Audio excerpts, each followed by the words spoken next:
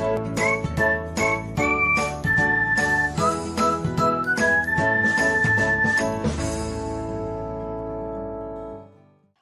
everyone, welcome back to another episode of Technology Glance.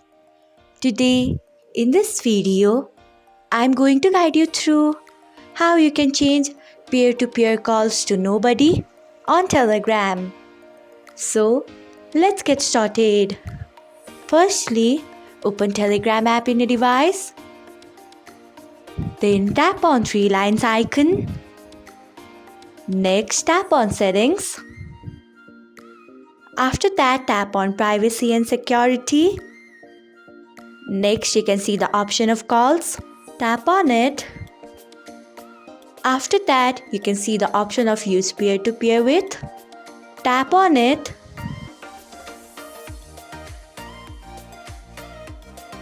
Then you can see the option of nobody. Tap on it. So, this is how you can change peer-to-peer calls to nobody on Telegram. Thanks for watching. If you found this guide helpful, we would love it if you hit the thumbs up button below.